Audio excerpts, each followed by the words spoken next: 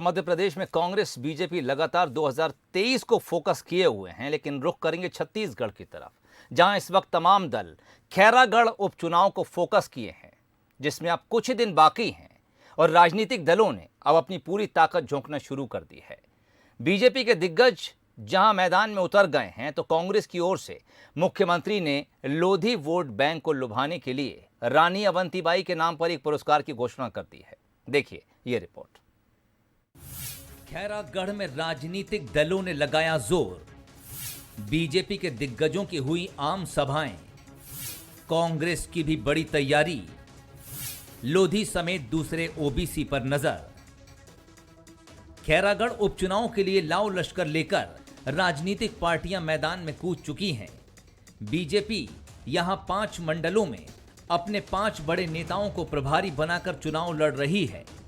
पूर्व मुख्यमंत्री डॉक्टर रमन सिंह, धर्मलाल कौशिक, ब्रजमोहन अग्रवाल, राजेश मूणत और शिवरतन शर्मा जैसे दिग्गज सभाएं लेते दिख चुके हैं।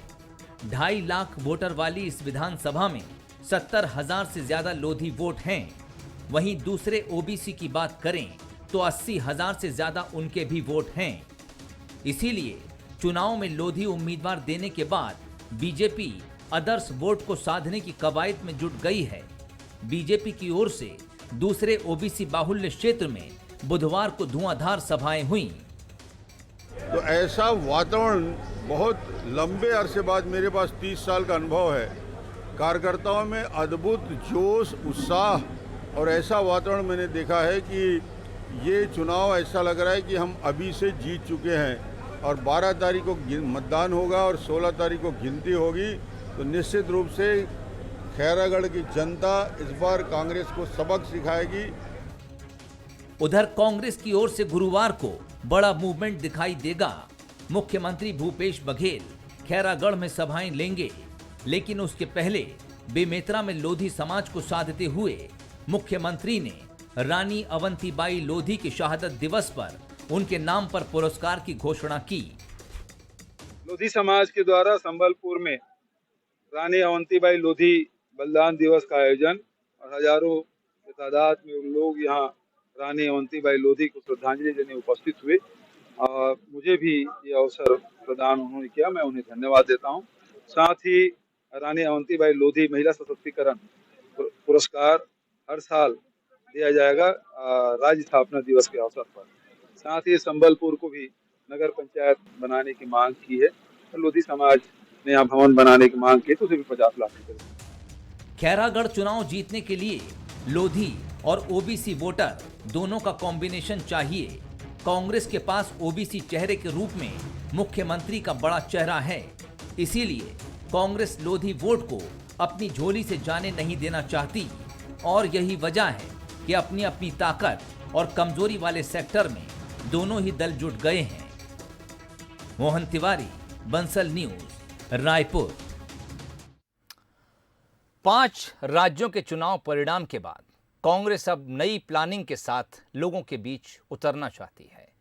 छत्तीसगढ़ में कांग्रेस कौन सा ऐसा अभियान चलाकर जनता को अपनी तरफ खींचने की कोशिश कर रही है, देखिए इस खास रिपोर्ट के जरिए।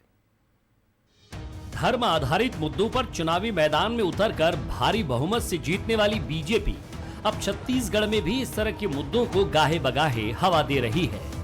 बीजेपी के इस फैक्टर का तोड़ कांग्रेस महंगाई के मुद्दे से निकालना चाहती है। देश में तेजी से बढ़ती महंगाई को मुद्दा बनाकर कांग्रेस ने लोगों के बीच जाने का फैसला किया है।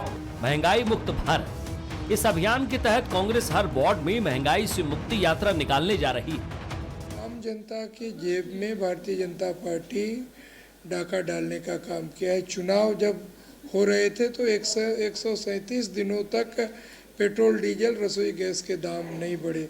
और जैसे चुनाव संपन्न हुए तो सभी चीज़ों के हर दिन महंगाई बढ़ रही, तो कहीं ना कहीं आम जनता परेशान है। आम जनता की लड़ाई कांग्रेस पार्टी लड़ेगी और आगे भी लड़ते रहेगी। 137 दिन तक सरकार ने कोई भी डीजल, पेट्रोल या एलपीजी गैस के ऊपर दाम नहीं बढ़ाया और इंतज़ार कर रहे थे कि यही चुनाव ख़त्म हो और हम ये चालू करें। बहाना बनाते हैं कि इंटरनेशनल मार्केट में दाम बढ़े हैं क्रूड ऑयल प्राइसेस की वजह क्या है कि सरकार ने एक्साइज ड्यूटी इतनी ज़्यादा लगा दी है कि उसकी वजह से दाम बढ़ रहे हैं। हालांकि कांग्रेस के इस महंगाई आधारित आंदोलन को बीजेपी पुराना हथकंडा बता रही है। बीजेपी का कहना है कि महंगाई हटाने की बात हर बार कही जाती है, लेकिन इसके लिए कांग्रेस ने अब तक कोई काम नहीं किया। भाजपा के जो मुद्दे हैं उसको जनता ने स्वीकार किया। चारों प्रदेश में विशाल बहुमत के साथ में भाजपा की सरकार बनी और कांग्रेस अपने पंजाब को भी बचाने में असफल रही है। इसलिए इनके जो महंगाई मुक्त अभियान चलाए, पूर्ण शराबबंदी की घोषणा करे, गरीबी हटाओ का नारा दे, लेकिन जनता समझ गई है कि कांग्रेस के कथनी और करनी में अंतर है। जाहिर है 5 राज्यों के चुनाव परिणाम के बाद कांग्रेस इस बात को भली भांति समझ गई है कि धार्मिक संवेदना से जुड़े मुद्दे की वजह से बीजेपी लीड कर रही है। इसलिए हर व्यक्ति के घर से जुड़े महंगाई के मुद्दे से कांग्रेस उसका जवाब देना चाहती है। हालांकि अब धार्मिक मुद्दों पर महंगाई कितना असर दिखा पाएगी, इसका जवाब आने वाले चुनाव परिणाम देंगे। दंसल न्यूज के लिए रायपुर से मोहन तिवारी की रिपोर्ट।